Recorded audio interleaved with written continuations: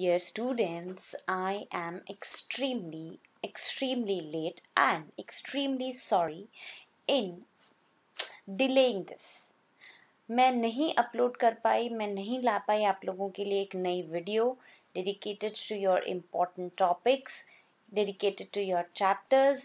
नहीं ला पाई मैं, कुछ दिन से मैं बिजी थी. I was pretty occupied with certain things. I could not come up with a video.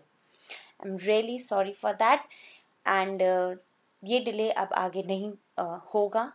And class 12th आपकी ही लास्ट वीडियो थी. आई होप आपने मेरी लास्ट वीडियो देखी है. It was all about socialism, जो एक कॉन्सेप्ट था, राइट? आई होप आपने वो देखा है. अब आगे फिलहाल के लिए this is chapter wise important additional topics जो कि क्लास 11th के लिए आए हैं. ठीक है, ये जो है ये आपके मैं पहली बुक में जो एडिशनल टॉपिक्स हुए थे वो मैं ऑलरेडी कवर करा चुकी हूँ आपको. This is book 2. ठीक है, क्योंकि हम बुक 2 अब बिगिन कर चुके हैं. आपने फर्स्ट चैप्टर पॉलिटिकल थ्योरीज पर देखा होगा, तो उसके हिसाब से अब हर एक चैप्टर में इन टॉपिक्स को इंक्लूड ना करके मैंने एक अलग वीडियो ही बनाई है आप लोगों के लिए डेडिकेटेड, ताकि मैं ये इंक्लूड कर सकूं, बता सकूं आपको, मेक श्योर कर सकूं कि दैट यू आर अवेयर कि कौन से टॉपिक्स हैं जो किस चैप्टर में ऐड ऑन हुए हैं. ठीक है, कंफ्यूजन किसी भी तरीके की नहीं रहनी चाहिए. तो बिगिन करते हैं. ये वीडियो थोड़ी सी हो सकता है थोड़ी सी लंबी हो, एंड क्योंकि थोड़े ज़्यादा टॉपिक्स हैं, क्योंकि ऑलमोस्ट 3 चैप्टर्स में इंक्लूड हुए हैं.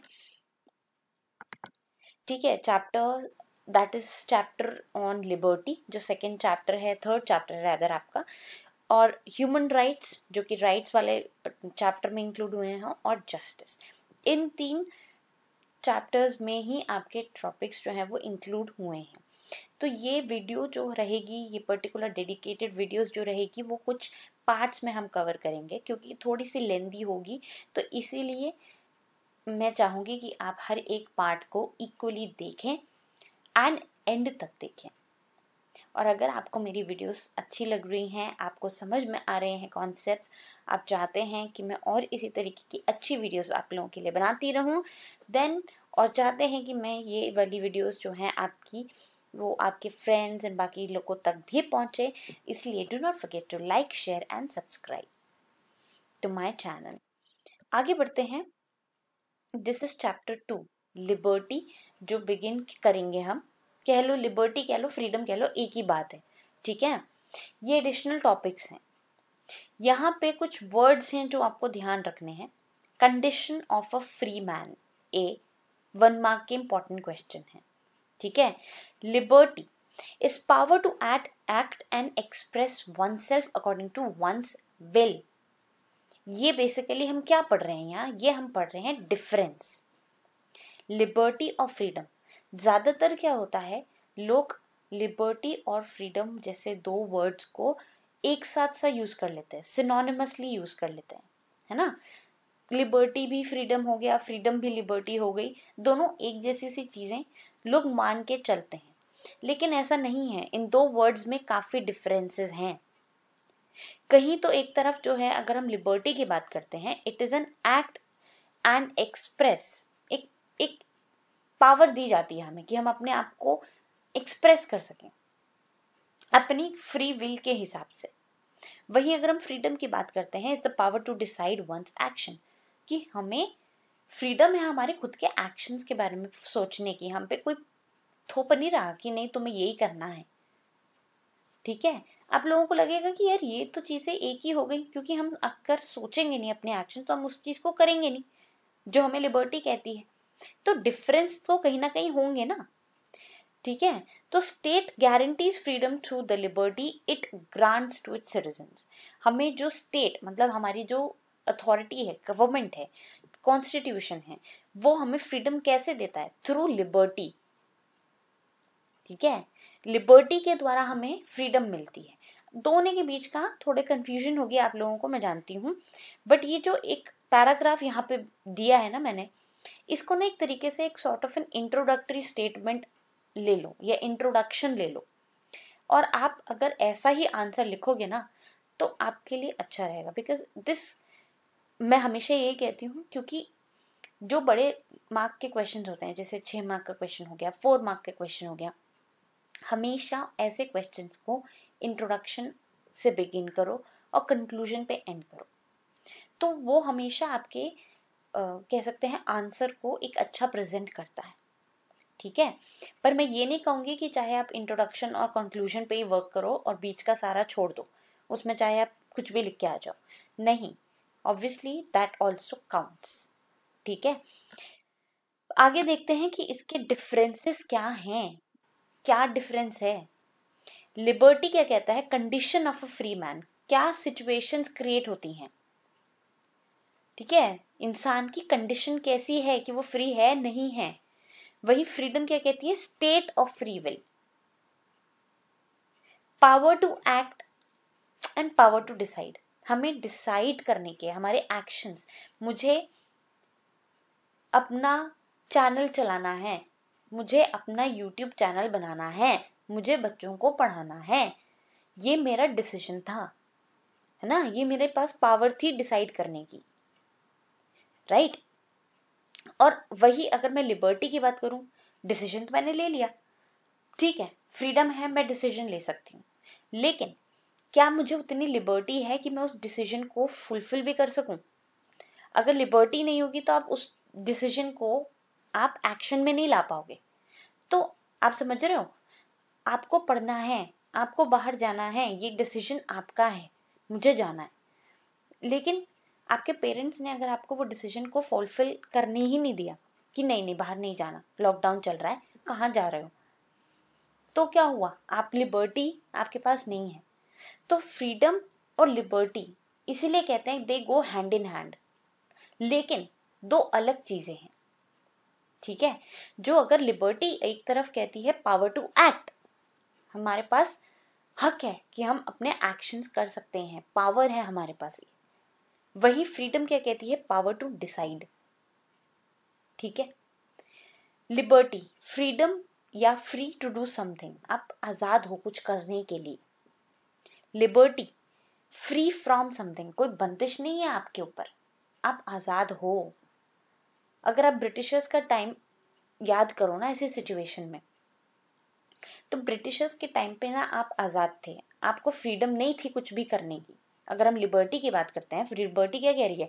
फ्री टू डू समथिंग, आप नहीं थे, आपको हर समय परमिशन लेनी थी, एंड अगर आप कर भी रहे हो कोई एक्ट तो you were under a continuous scrutiny कि सही है या नहीं है, और उसके हिसाब से आपको पनिशमेंट मिलती थी।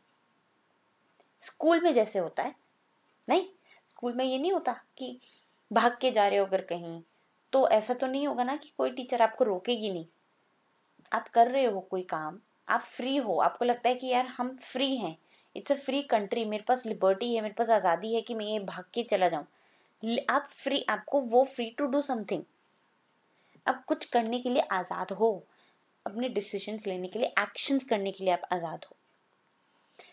वही फ्री फ्रॉम समथिंग, पर क्या ये एक्शंस करने के लिए आप सही में आज़ाद हो? नहीं, आपको वो फ्रीडम भी नहीं है। डिफरेंस समझ रहे हो? इस तरीके से लिबर्टी और फ्रीडम के बीच के कुछ डिफरेंसेस हैं। मैं रिपीट कर देती हूँ, लिबर्टी कहती है एक कंडीशन, मतलब इंसान को वैसा बनाओ कि वो फ्री मैन हो, एक अपनी आज़ादी से डिसीजंस या एक्शंस ले सके। वही फ्रीडम क्या कहती है? State of free will. ठीक है, power to act, power to decide, free to do something, आप आज़ाद हो कुछ करने के लिए। अगर आप पेरेंट्स से किसी चीज़ पर बहस करते हो कि मम्मी मेरे को तो, मैं तो फ्री हूँ, आप मेरे को क्यों बांध के रखते हो, मुझे क्यों पूछना पड़ता है, हर बार आपसे परमिशन क्यों लेनी पड़ती है, ये तो मेरी जिंदगी है, मैं फ्री हूँ करने के लिए कुछ भी, तो वो आपकी लिबर्टी हो गई। लेकिन आप फ्री हो उस चीज़ को करने के लिए, वो तो आपकी फ्रीडम में आता है फिर, कि क्या सही में आपको वो परमिशन मिलेगी कुछ करने की। तो अभी आपके पास वो फ्रीडम वाली आज़ादी नहीं है, लिबर्टी है, आप अपने खुद के डिसीजन खुद कर सकते हो, ले सकते हो, लेकिन फ्रीडम अभी भी नहीं है इस सेंस में। ठीक है। द कॉमन फीचर, अगर हम वही कुछ डिसिमिलैरिटीज हो गई है, तो अगर हम कॉमन फीचर्स की बात करते हैं between these two concepts is that both remain unconstrained, मतलब कॉन्स्ट्रेंट्स नहीं लग सकते, रिस्ट्रिक्शंस नहीं लग सकती इन पर। सोचने की किसी को आजादी के ऊपर रिस्ट्रिक्शन नहीं लगा सकते, ये आपका फ्रीडम है, ये आपका हक है। और ना कुछ करने पे किसी की आजादी होती है, या कह सकते हैं रिस्ट्रिक्शन लगा सकते हैं। आप आजाद हो करने के लिए, लेकिन अभी भी बंदिशें हैं। विच मीन्स, इसका मतलब क्या है, that there realisation is free from any constraint. आप दोनों को रियलाइज कर सकते हो, उनको फुलफिल करवा सकते हो, आपके ऊपर कोई कॉन्स्ट्रेंट नहीं डालेगा। लेकिन अगर आपके पेरेंट्स या स्कूल में कुछ रूल्स हैं ऐसे जो बने हुए हैं, जो आपको आपके ऊपर कॉन्स्ट्रेंट्स डालते हैं, रिस्ट्रिक्शंस डालते हैं, रोकते हैं आपको कुछ करने के लिए, वो आपको गलत दिशा में जाने से रोकते हैं। ये वाली आजादी, कुछ करने की आजादी और किसी चीज से आजादी तो सबके पास है, वो हमारा फ्रीडम टू, ये हमारा कह सकते हो राइट टू फ्रीडम कहता है ना। लेकिन कुछ constraints parents out of concern, out of care करते हैं हम पर, जो कहीं ना कहीं सही भी होती हैं। ठीक है। फर्दर बोथ फॉलो rightfulness और ethical conformity in terms of their realization. Clear. ये है आपके सेकेंड चैप्टर में कुछ एडिशनल टॉपिक्स जो कि मेजरली इम्पॉर्टेंट है बहुत ज़्यादा, लिबर्टी और फ्रीडम। मान के चलो ये क्वेश्चन तो आपके पेपर का पार्ट है ही, अगर 6 मार्क में नहीं तो 4 मार्क में तो है ही है। ठीक है, तो इसीलिए ये तो करना ही करना है, और इनसे 1 मार्क के मेजर क्वेश्चन भी बनते हैं।